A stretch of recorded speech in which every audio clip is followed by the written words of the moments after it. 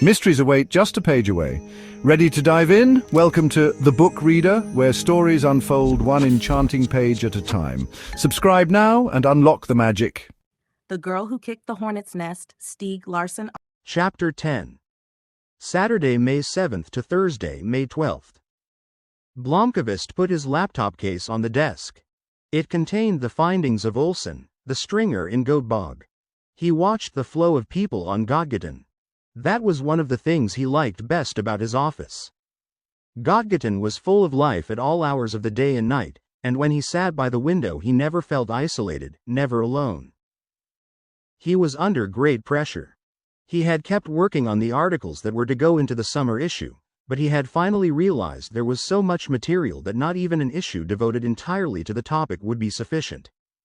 He had ended up in the same situation as during the Wennerstrom affair, and he had again decided to publish all the articles as a book. He had enough text already for 150 pages, and he estimated that the final book would run to 320 or 336 pages. The easy part was done. He had written about the murders of Svensson and Johansson and described how he happened to be the one who came upon the scene. He had dealt with why Salander had become a suspect. He spent a chapter debunking first what the press had written about Salander, then what prosecutor Ekstrom had claimed, and thereby indirectly the entire police investigation. After long deliberation he had toned down his criticism of Bublansky and his team. He did this after studying a video from Ekstrom's press conference, in which it was clear that Bublansky was uncomfortable in the extreme and obviously annoyed at Ekstrom's rapid conclusions. After the introductory drama, he had gone back in time and described Zalachenko's arrival in Sweden, Salander's childhood, and the events that led to her being locked away in St. Stefan's in Uppsala. He was careful to annihilate both Teleborian and the now-dead Björk. He presented the psychiatric report of 1991 and explained why Salander had become a threat to certain unknown civil servants who had taken it upon themselves to protect the Russian defector. He quoted from the correspondence between Teleborian and Björk. He then described Zalachenko's new identity and his criminal operations. He described his assistant Niederman, the kidnapping of Miriam Wu, and Paolo Roberto's intervention. Finally, he summed up the denouement in Gosseberga which led to Salander's being shot and buried alive, and explained how a policeman's death was a needless catastrophe because Niederman had already been captured. Then the story became more sluggish. Blomkvist's problem was that the account still had gaping holes in it. Björk had not acted alone. Behind this chain of events there had to be a larger group with resources and political influence. Nothing else made sense. But he had eventually come to the conclusion that the unlawful treatment of Salander would not have been sanctioned by the government or the bosses of the security police. Behind this conclusion lay no exaggerated trust in government, but rather his faith in human nature. An operation of that type could never have been kept secret if it were politically motivated. Someone would have called in a favor and gotten someone to talk, and the press would have uncovered the Salander affair several years earlier. He thought of the Zalachenko Club as small and anonymous. He could not identify any one of them, except possibly Martinson, a policeman with a secret appointment who devoted himself to shadowing the publisher of Millennium. It was now clear that Salander would definitely go to trial. Ekstrom had brought a charge of aggravated assault in the case of Maggie Lundin, and aggravated assault and attempted murder in the case of Karl Axel Boden. No trial date had yet been set, but Blomkvist's colleagues had learned that Ekstrom was planning for July, depending on the state of Salander's health. Blomkvist understood the reasoning. A trial during the peak vacation season would attract less attention than one at any other time of the year. Blomkvist's plan was to have the book printed and ready to distribute on the first day of the trial. He and Mom had thought of a paperback edition, shrink-wrapped and sent out with the special summer issue. Various assignments had been given to Cortez and Eriksson, who were to produce articles on the history of the security police, the IB affair, asterisk and the like. He frowned as he stared out the window. It's not over. The conspiracy is continuing. It's the only way to explain the tapped phones, the attack on Annika, and the double theft of the Salander report. Perhaps the murder of Zalachenko is a part of it too. But he had no evidence. Together with Eriksson and Mom, he had decided that Millennium would publish Svensson's book about sex trafficking, also to coincide with the trial. It was better to present the package all at once, and besides, there was no reason to delay publication. On the contrary, the book would never be able to attract the same attention at any other time. Eriksson and Cortez were Blomqvist's principal assistants for the Salander book. Karim and Mom, against his will, had thus become temporary assistant editors at Millennium, with Nielsen as the only available reporter. One result of this increased workload was that Eriksson had had to contract several freelancers to produce articles for future issues. It was expensive, but they had no choice. Blomqvist wrote a note on a yellow post-it, reminding himself to discuss the rights to the book with Svensson's family. Svensson's parents lived in Örebro and were his sole heirs. Blomqvist did not really need permission to publish the book in Svensson's name, but he wanted to go and see them to get their approval. He had postponed the visit because he had had too much to do, but now it was time to take care of the matter. Then there were 100 other details.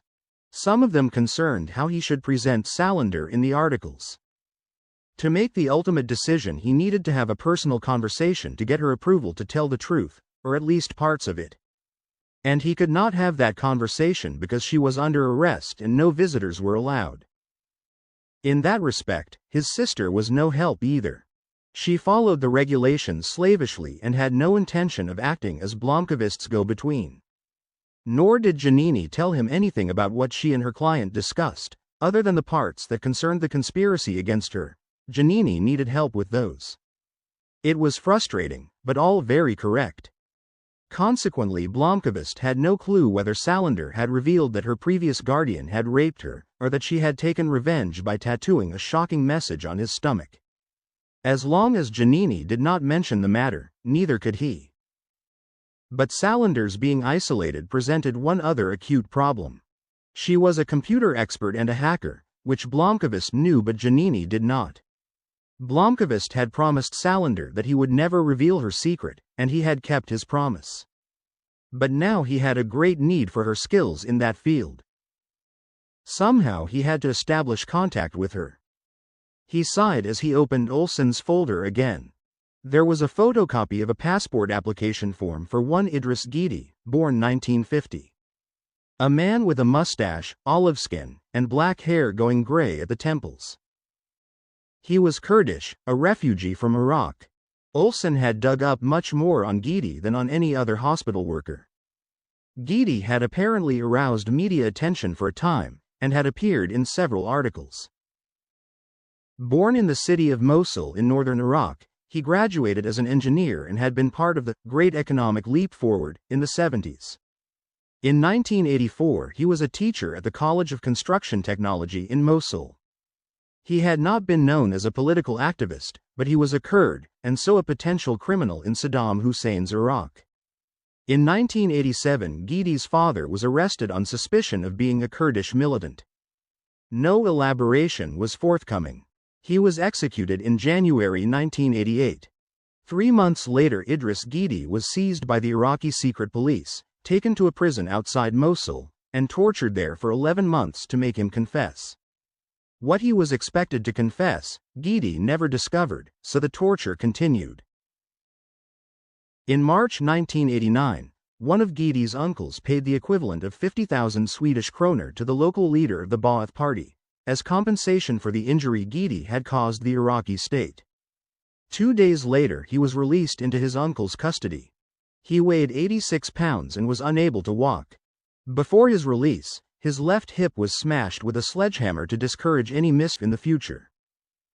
He hovered between life and death for several weeks.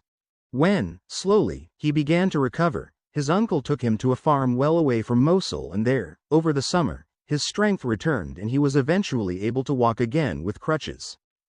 He would never regain full health.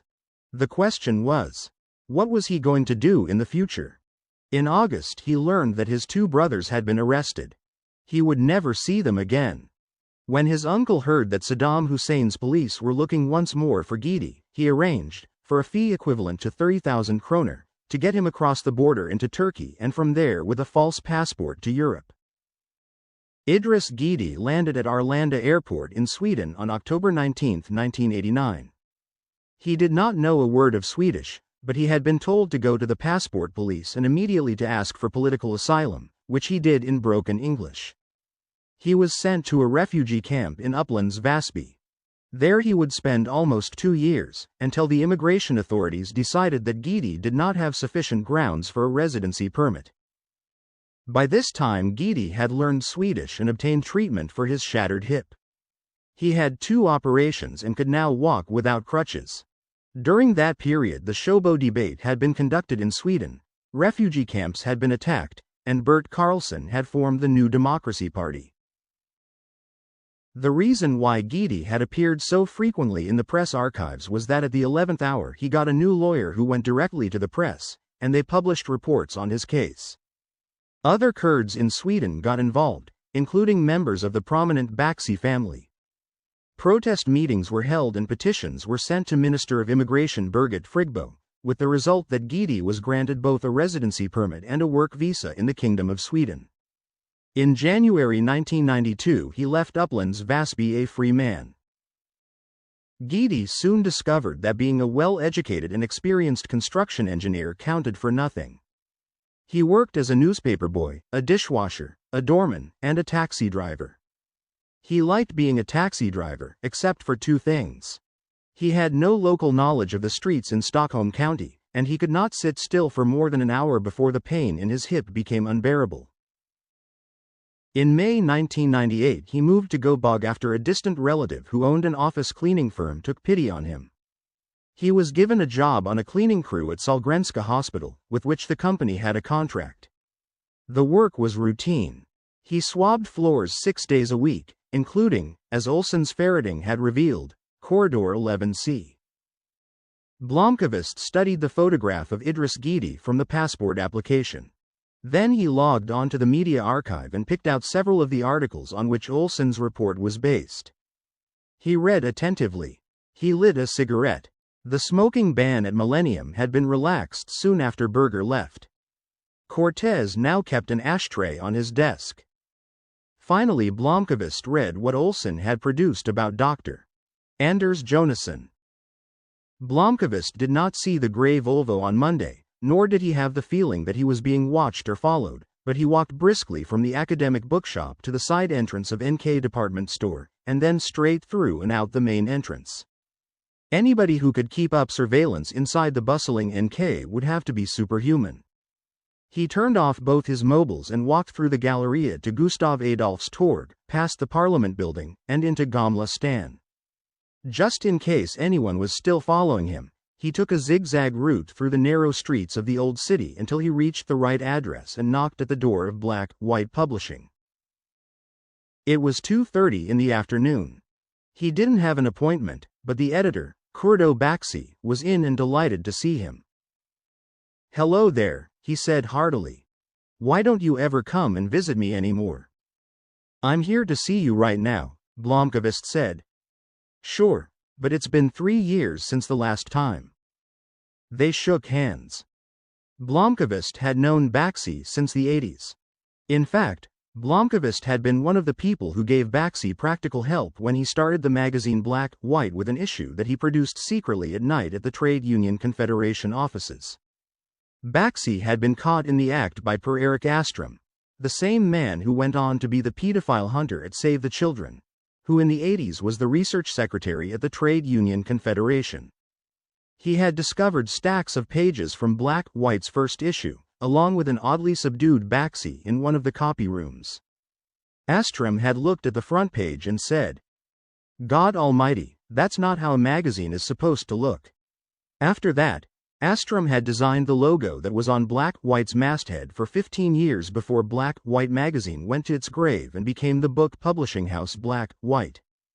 At the same time, Blomqvist had been suffering through an appalling period as IT consultant at the Trade Union Confederation, his only venture into the IT field. Åström had enlisted him to proofread and give Black, White some editorial support. Baxi and Blomqvist had been friends ever since. Blomkvist sat on a sofa while Baxi got coffee from a machine in the hallway. They chatted for a while, the way you do when you haven't seen someone for some time, but they were constantly interrupted by Baxi's mobile.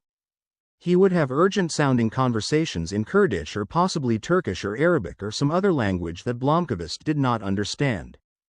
It had always been this way on his other visits to Black, White Publishing. People called from all over the world to talk to Baxi. "My dear Michael, you look worried. What's on your mind?" he said at last. "Could you turn off your phone for a few minutes?" Baxi turned off his phone. "I need a favor. A really important favor, and it has to be done immediately and cannot be mentioned outside this room." "Tell me." In 1989, a refugee by the name of Idris Guidi came to Sweden from Iraq. When he was faced with the prospect of deportation, he received help from your family until he was granted a residency permit. I don't know if it was your father or somebody else in the family who helped him.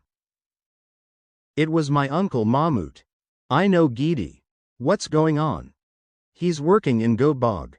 I need his help to do a simple job. I'm willing to pay him." "What kind of job?" "Do you trust me, Kurdo?" "Of course. We've always been friends." "The job is very odd. I don't want to say what it entails right now, but I assure you it's in no way illegal, nor will it cause any problems for you or for Guidi." Baxi gave Blomkvist a searching look. "You don't want to tell me what it's about?" "The fewer people who know, the better. But I need your help for an introduction, so that Idris will listen to me." Baxi went to his desk and opened an address book. He looked through it for a minute before he found the number. Then he picked up the phone. The conversation was in Kurdish. Blomkvist could see from Baxi's expression that he started out with words of greeting and small talk before he got serious and explained why he was calling. After a while he said to Blomkvist, "When do you want to meet him?"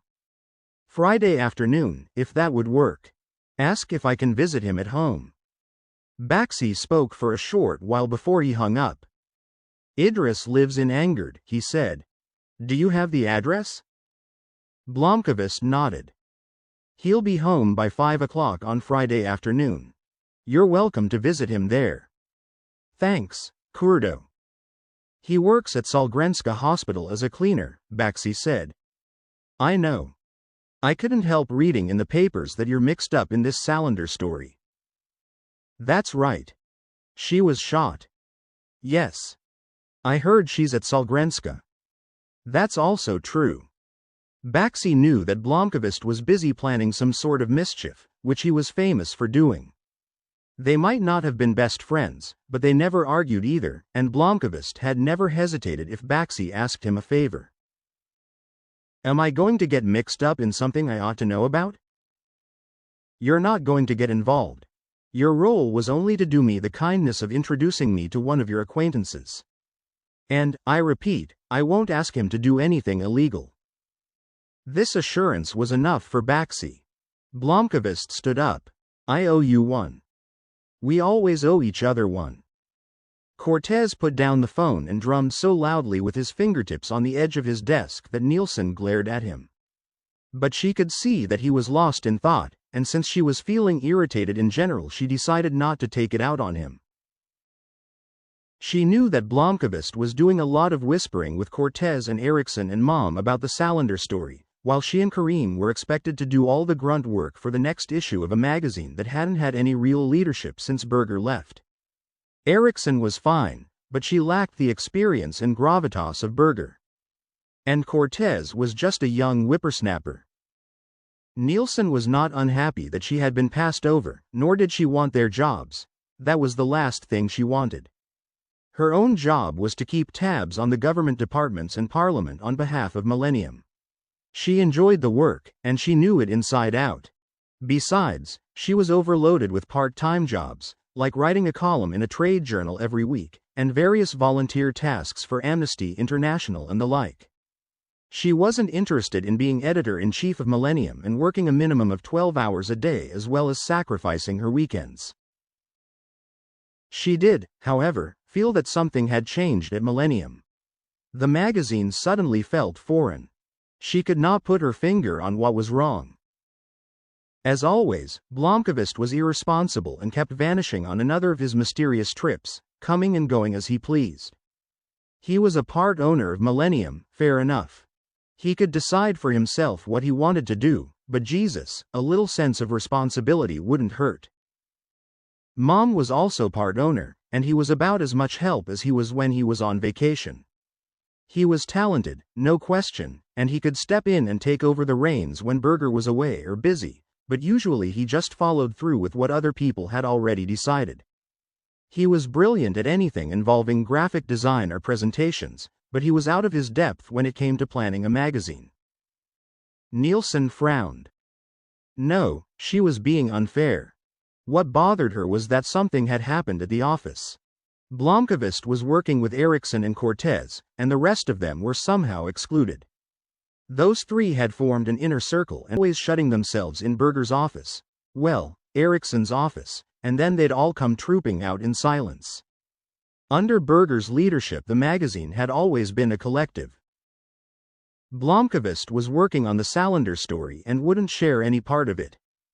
This was nothing new. He hadn't said a word about the Wennerstrom story either, not even Berger had known, but this time he had two confidants. In a word, Nielsen was pissed off. She needed a vacation. She needed to get away for a while. Then she saw Cortez putting on his corduroy jacket. "I'm going out for a while," he said. "Could you tell Malin that I'll be back in 2 hours?" "What's going on?" "I think I've got a lead on a story. A really good story. About toilets. I want to check a few things, but if this pans out we'll have a fantastic article for the June issue." "Toilets," Nielsen muttered. Berger clenched her teeth and put down the article about the forthcoming Salander trial. It was short, 2 columns, intended for page 5, under national news. She looked at the text for a minute and pursed her lips. It was 3:30 on Thursday. She had been working at SMP for exactly 12 days. She picked up the phone and called home, the news editor. "Hello, it's Berger. Could you find Johannes Frisk and bring him to my office ASAP?" She waited patiently until Holmes sauntered into the glass cage with the reporter Frisk in tow. Berger looked at her watch. 22, she said. 22 what? Said Holmes. 22 minutes. That's how long it's taken you to get up from the editorial desk, walk the 50 feet to Frisk's desk, and drag yourself over here with him. You said there was no rush. I was pretty busy. I did not say there was no rush. I asked you to get Frisk and come to my office. I said ASAP, and I meant ASAP, not tonight or next week or whenever you feel like getting your butt out of your chair. But I don't think. Shut the door. She waited until Holmes had closed the door behind him and studied him in silence. He was without doubt an extremely competent news editor. His role was to make sure that the pages of SMP were filled every day with the correct text, logically organized, and appearing in the order and position they had decided on in the morning meeting. This meant that Holmes juggled a colossal number of tasks every day. And he did it without ever dropping a ball. The problem with him was that he consistently ignored the decisions Berger made. She had done her best to find a formula for working with him. She had tried friendly reasoning and direct orders, she had encouraged him to think for himself, and generally she had done everything she could think of to make him understand how she wanted the newspaper to be shaped. Nothing made any difference. An article she had rejected in the afternoon would appear in the newspaper sometime after she had gone home. We had a hole we needed to fill, so I had to put in something. The headline that Berger had decided to use was suddenly replaced by something entirely different. It was not always a bad choice, but it would be done without her consultation. As an act of defiance. It was always a matter of details. An editorial meeting at 2 o'clock was suddenly moved to 1:30 without her being told, and most of the decisions were already made by the time she arrived. I'm sorry, in the rush I forgot to let you know. For the life of her, Berger couldn't see why Holmes had adopted this attitude towards her, but she knew that calm discussions and friendly reprimands didn't work. Until now she hadn't confronted him in front of other colleagues in the newsroom. Now it was time to express herself more clearly, and this time in front of Frisk, which would ensure that the exchange became common knowledge. The first thing I did when I started here was to tell you that I had a special interest in everything to do with Lisbeth Salander. I explained that I wanted information in advance on all proposed articles, and that I wanted to look at and approve everything to be published. I've reminded you about this at least half a dozen times, most recently at the editorial meeting on Friday. Which part of these instructions do you not understand? All the articles that are planned or in production are on the daily memo on our intranet. They're sent to your computer. You're always kept informed, Holmes said. Bullshit, Berger said. When the city edition of the paper landed in my mailbox this morning, we had a 3-column story about Salander and the developments in the Stallerholmen incident in our best news spot. That was Margareta Oring's article. She's a freelancer. She didn't turn it in until 7 o'clock last night. Margareta called me with the proposal at 11 o'clock yesterday morning. You approved it and gave her the assignment at 11:30. You didn't say a word about it at the 2 o'clock meeting. It's in the Daily Memo. Oh, right, here's what it says in the Daily Memo. Quote, Margareta Oring, interview with prosecutor Martina Fransson re. Narcotics bust in Södertälje, unquote. The basic story was an interview with Martina Fransson about the confiscation of anabolic steroids. A would-be Swawelsio biker was busted for that, Holmes said. Exactly. And not a word in the Daily Memo about Swawelsio MC, or that the interview would be focused on Maggie London and Stallerholmen, and therefore the investigation of Salander. I assume it came up during the interview. Anders, I don't know why, but you're standing here lying to my face. I spoke to Margareta and she said that she clearly explained to you what her interview was going to focus on. I must not have realized that it would center on Salander. Then I got an article late in the evening. What was I supposed to do? Kill the whole story? Oring turned in a good piece. There I agree with you. It's an excellent story. But that's now your third lie in about the same number of minutes. Oring turned it in at 3:20 in the afternoon, long before I went home at 6 o'clock. Berger, I don't like your tone of voice. Great.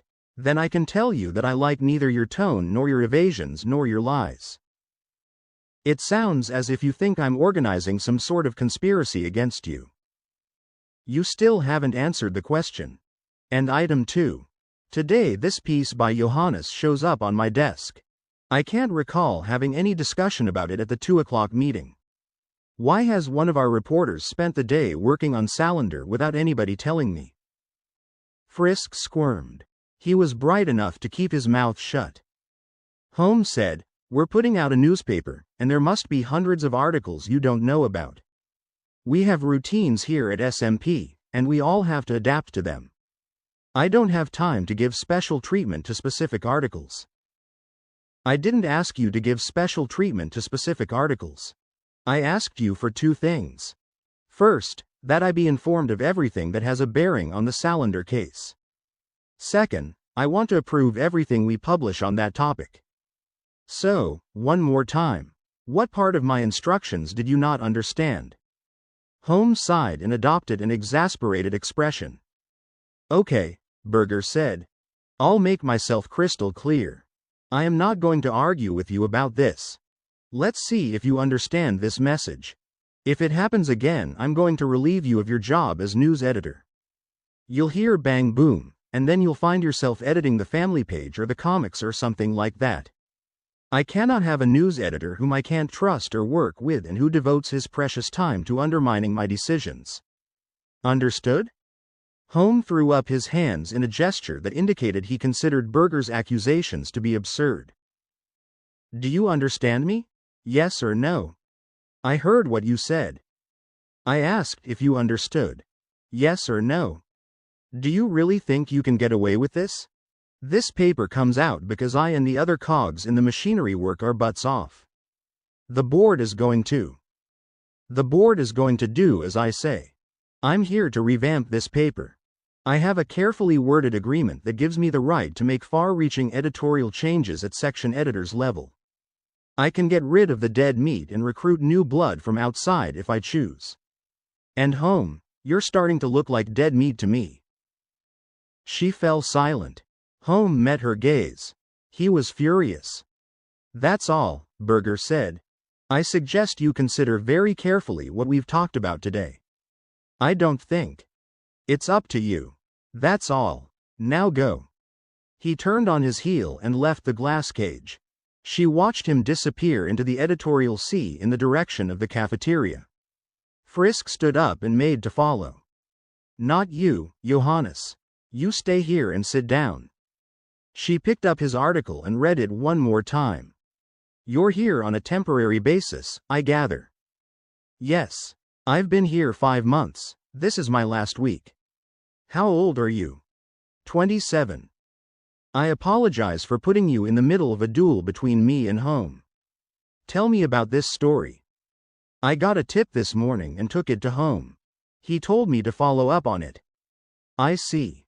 It's about the police investigating the possibility that Lisbeth Salander was mixed up in the sale of anabolic steroids. Does this story have any connection to yesterday's article about Sodertalge, in which steroids also appeared? Not that I know of, but it's possible. This thing about steroids has to do with her connection to boxers. Paolo Roberto and his pals. Paolo Roberto uses steroids? What? No, of course not. It's more about the boxing world in general. Salander used to train at a gym in Soder. But that's the angle the police are taking. Not me. And somewhere the idea seems to have popped up that she might have been involved in selling steroids. So there's no actual substance to this story at all, just a rumor? It's no rumor that the police are looking into the possibility. Whether they're right or wrong, I have no idea yet. Okay, Johannes. I want you to know that what I'm discussing with you now has nothing to do with my dealings with home. I think you're an excellent reporter. You write well and you have an eye for detail. In short, this is a good story.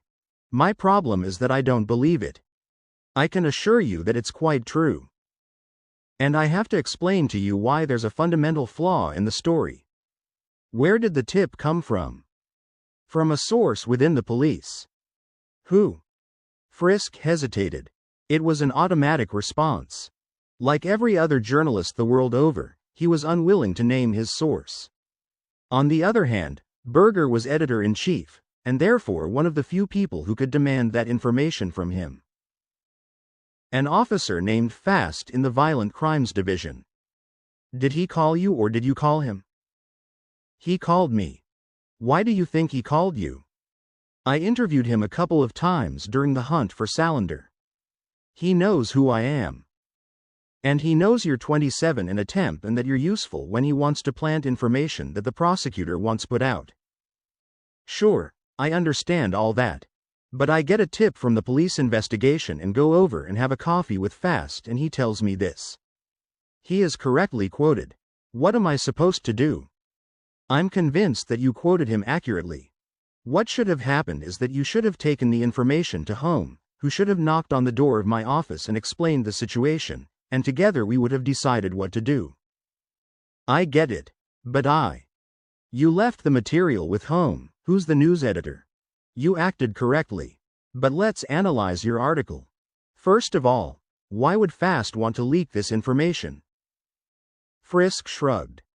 Does that mean that you don't know, or that you don't care? I don't know. If I were to tell you that this story is untrue, and that Salander doesn't have a thing to do with anabolic steroids, what would you say then? I can't prove otherwise. No indeed. But you think we should publish a story that might be a lie just because we have no proof that it's a lie? No, we have a journalistic responsibility. But it's a balancing act. We can't refuse to publish when we have a source who makes a specific claim. We can ask why the source might want this information to get out. Let me explain why I gave orders that everything to do with Salander has to cross my desk. I have special knowledge of the subject that no one else at SMP has. The legal department has been informed that I possess this knowledge but cannot discuss it with them. Millennium is going to publish a story that I am contractually bound not to reveal to SMP, despite the fact that I work here. I obtained the information in my capacity as editor-in-chief of Millennium, and right now I'm caught between two loyalties. Do you see what I mean? Yes. What I learned at Millennium tells me that I can say without a doubt that this story is a lie, and its purpose is to damage Salander before the trial. It would be hard to do her any more damage, considering all the revelations that have already come out about her. Revelations that are largely lies and distortions. Hans Fast is one of the key sources for the claims that Salander is a paranoid and violence-prone lesbian devoted to Satanism and S&M. And the media as a whole bought Fast's propaganda simply because he appears to be a serious source and it's always cool to write about S&M. Now he's trying a new angle, which will put her at a disadvantage in the public consciousness, and which he wants SMP to help disseminate. Sorry, but not on my watch. I understand. Do you?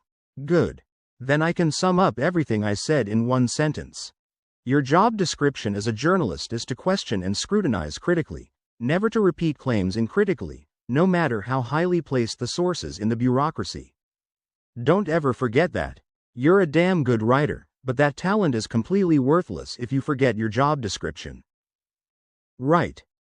I intend to kill this story. I understand. This doesn't mean that I distrust you. Thank you. So that's why I'm sending you back to your desk with a proposal for a new story. All right. The whole thing has to do with my contract with Millennium. I'm not allowed to reveal what I know about the Salander story. At the same time, I'm editor-in-chief of a newspaper that's in danger of skidding because the newsroom doesn't have the information that I have. And we can't allow that to happen. This is a unique situation and applies only to Salander. That's why I've decided to choose a reporter and steer him in the right direction so that we won't end up with our pants down when Millennium comes out. And you think that Millennium will be publishing something noteworthy about Salander? I don't think so, I know so. Millennium is sitting on a scoop that will turn the Salander story on its head, and it's driving me crazy that I can't go public with it. You say you're rejecting my article because you know that it isn't true. That means there's something in the story that all the other reporters have missed. Exactly. I'm sorry, but it's difficult to believe that the entire Swedish media has been duped in the same way. Ellipsis quote. Salander has been the object of a media frenzy. That's when normal rules no longer apply, and any drivel can be printed. So you're saying that Salander isn't exactly what she seems to be. Try out the idea that she's innocent of these accusations, that the picture painted of her in the media is nonsense, and that there are forces at work you haven't even dreamed of. Is that the truth? Berger nodded. So what I just handed in is part of a continuing campaign against her. Precisely. Frisk scratched his head. Berger waited until he had finished thinking. What do you want me to do? Go back to your desk and start working on another story. You don't have to stress out about it, but just before the trial begins we might be able to publish a whole feature that examines the accuracy of all the statements that have been made about Salander. Start by reading through the clippings, list everything that's been said about her, and check off the allegations one by one. All right. Think like a reporter. Investigate who's spreading the story, why it's being spread, and ask yourself whose interests it might serve. But I probably won't be at SMP when the trial starts. This is my last week. Berger took a plastic folder from a desk drawer and laid a sheet of paper in front of him. I've extended your assignment by 3 months. You'll finish off this week with your ordinary duties and report in here on Monday. Thank you. If you want to keep working at SMP, that is. Of course I do. You're contracted to do investigative work outside the normal editorial job. You'll report directly to me. You're going to be a special correspondent assigned to the Salander trial. The news editor is going to have something to say. Don't worry about home. I've talked with the head of the legal department and fixed it so there won't be any hassle there. But you're going to be digging into the background, not news reporting. Does that sound good? It sounds fantastic. All right, then. That's all. I'll see you on Monday.